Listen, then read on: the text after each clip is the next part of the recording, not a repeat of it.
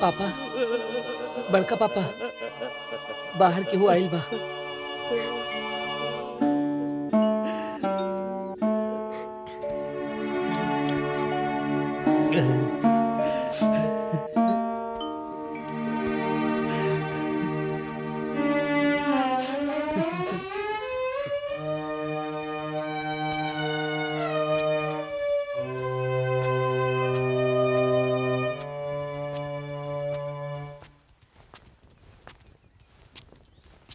गोपाल जी, हमनियों को जन सट्टा बयाना का पैसा बाकी बा न, ओके क्लियर करी। दूसरो जगह सट्टा बा। देखी अब रात वाली बात है, जनते बानी बारात वापस चल गई। हाँ, बारात वापस चल गई तो चल गई, हमार टेंट तो खड़े न बा महाराज। हम अब आप लोग के कैसे समझाई, सब माटी हो गई। अरे मर्दे, का मजाक करता रहा? खाना केहू खाए चाहे ना खाए, हम तो बनोले बानी ना।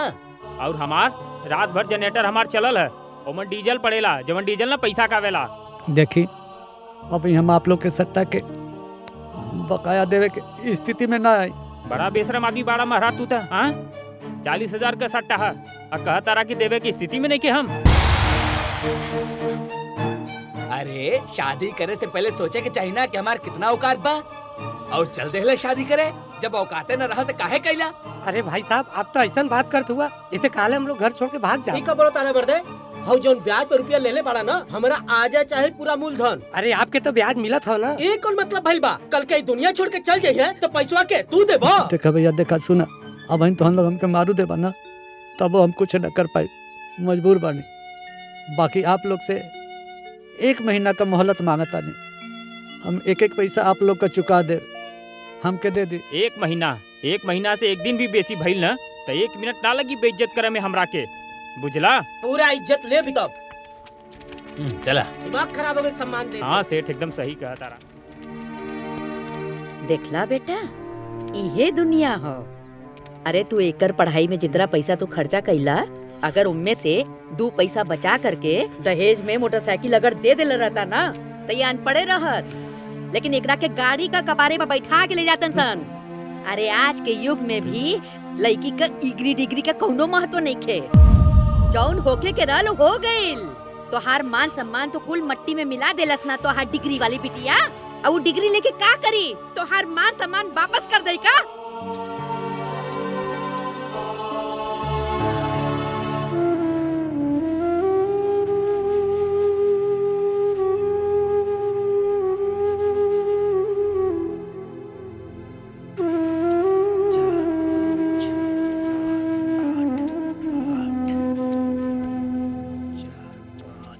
बड़का जीजा, ए बड़का जीजा, अरे ये सब काम धाम छोड़ी। अरे एगो हम बहुत बढ़िया खुशखबरी लेके आयल बानी। अरे कहाँ खुशखबरी है? अरे सुनबो तो मन खुश हो जाई। अरे महाराज बताइए कर बा। ना, हम यहाँ केहू के कुछ ना बताए। रउआ लोग चली भीतरी, हम सब केहू के सामने बताए। चली चली चली चली, आई आई आई आई, चली चली, बहुत निर्मल खुशखबरी बा। खुशखबरी है, बताइबा। अरे आई लो, ए दीदिया, ए बतवा जी, अरे सब केहू बहरी आई लो। का भेल रे? एगो खुशखबरी लेके आयल बानी हो।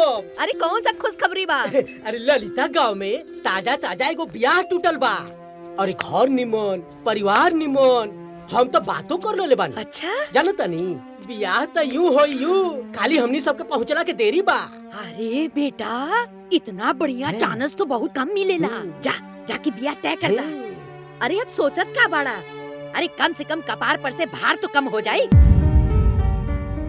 हाँ जीजा जी, ऐसा मौका छोड़े के नहीं खे। अरे यह सीजन में बाजा बाजी, और सबसे बड़का बात ये बा कि लड़का पार्टी भी तैयार बा। हाँ। लेकिन बाबू, बिहार टूटल कैसे? अरे दीदिया, ओकनी के दुआ से ना करे के रहल, और लड़का दुआ बा, और उम्र लगभग 42 साल के हुई।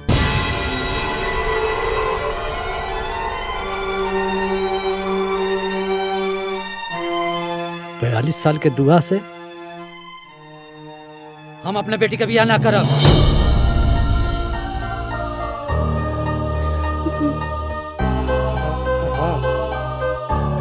अरे तू पागल हो गए बाड़े? अरे इतना बढ़िया रिश्ता चल के खुद आवता, तू उम्र गिना ताड़े हैं? अभी इतना समस्या भइला। अरे 1-2 साल के बाद में एकरा के दुआ हो ना पूछी। वाह दादी,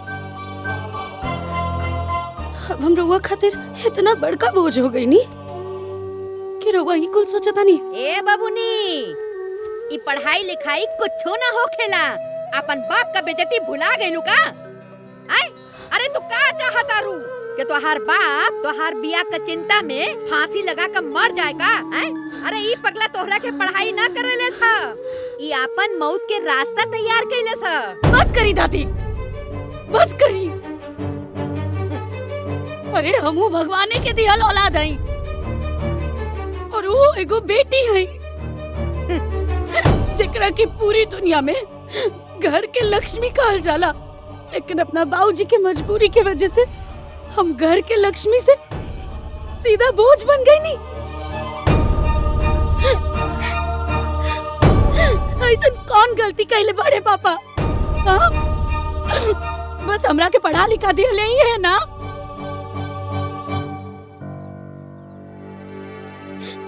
ये बात की उनके सजा मिल रहा बना इस समाज से, घर से, रहुआ से।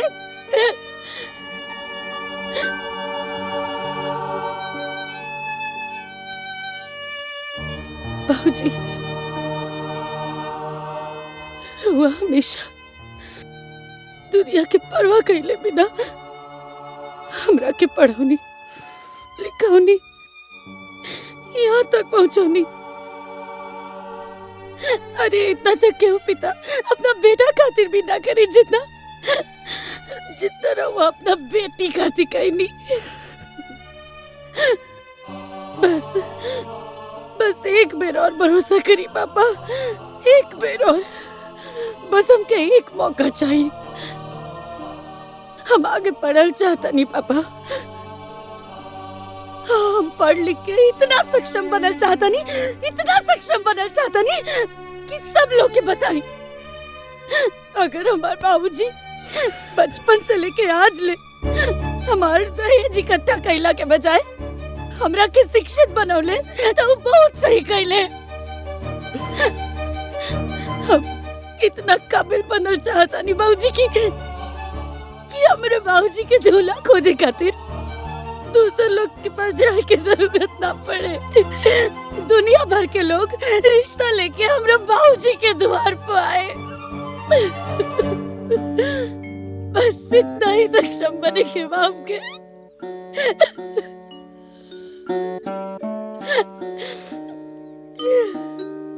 और हमरा हुआ से वादा करे तानी,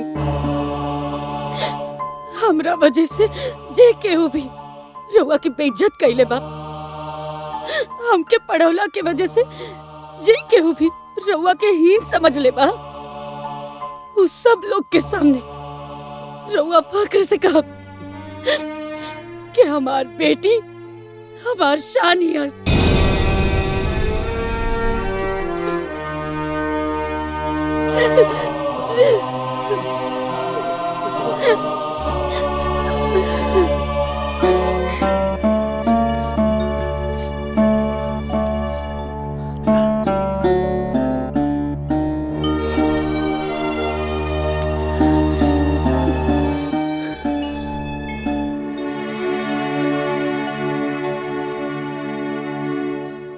बताई अम्मा जी, कतना बढ़िया रिश्ता आइल रहल।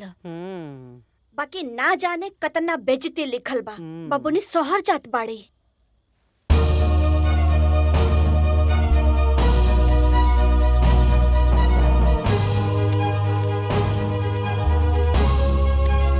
इला दीदी बेटी कह देली, अब आप हाँ में हाँ मिला देल।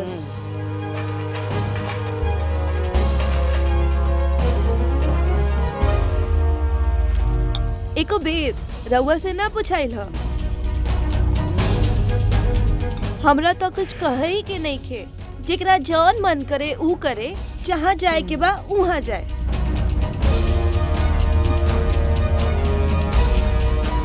अब भगवान जाने का हुई।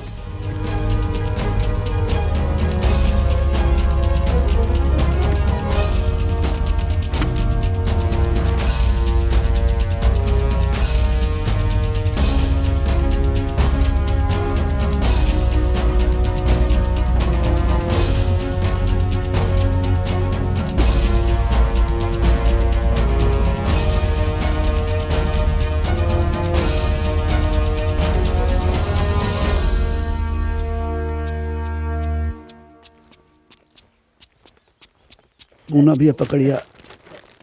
बिटिया देखा, हाँ, अच्छे से पढ़ाई लिखाई करिया और अपन ध्यान रखिया। हाँ, हाँ माई, तू भी ना। खाना पीना अच्छे से कहिया ठीक बा। और बिटिया अपन ख्याल रखिया। प्रणाम चाची। अपन ध्यान रखिए माई। प्रणाम दादी। बेटी, तोर बाप तोरा के कमा कमा के पढ़ोले साव। सुन, जो भी 2 पैसा बचौले से और बे मतलब का शादी ब्याह में खर्चा हो गई और दुनिया भर का कर्जा कपारे पे चढ़ गई बा। पूरे समाज में बाप के बेइज्जती करा के आगे पढ़ाई करे जाता रे। अरे ऐसा ना हो कि तुम्हारी पढ़ाई के चक्कर में हमार बेटा के कफन भी नसीब ना होखे।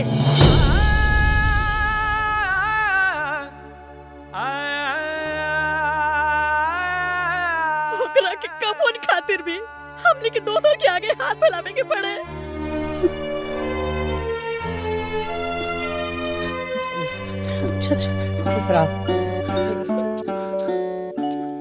दीदी भले ही बेर तू बढ़िया मत बनैया।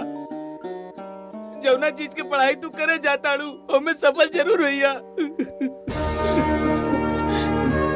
रोवा ना बाबू।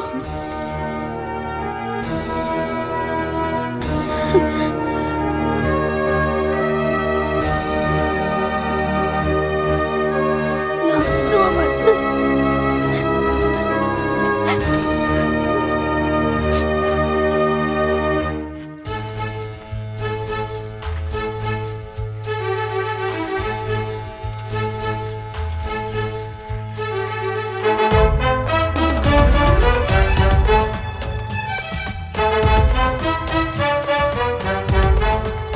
भैया आजकल अलगा सिस्टम निकल गई बा। ये देखो, मार्कशीट और सर्टिफिकेट दिखा के भी आता है कल जाता।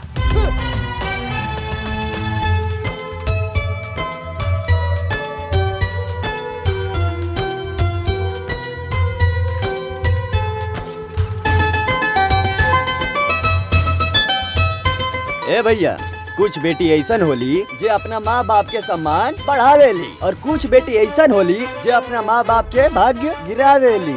इनकरा जैसा।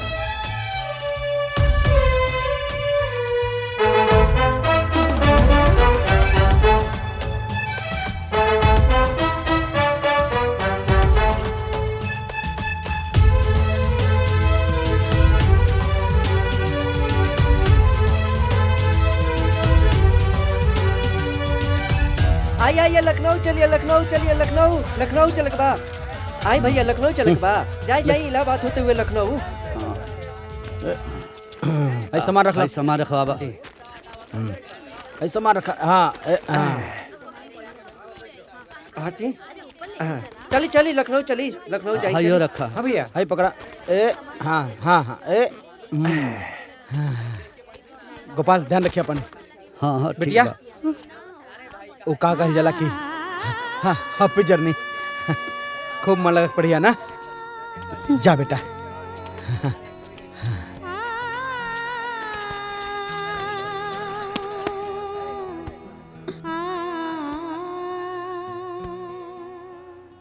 ए छोटू यहाँ आओ। जी भैया। ई उहे लेके बिया ना जेकर अखबार में फोटो छपल रहे, भारी बेइज्जती के साथ बारात मंडप से वापस। हाँ लागत तो उहे दिया। छोड़ा अपन काम कर। अरे पगली, ते काहे दुखी होता रे? अरे बहुत लोग के बारात वापस गइल बा। ये फालतू लोग के बात ना सुने के चाहिए। तोर बाबूजी हवन ना तोरा साथे। हैं?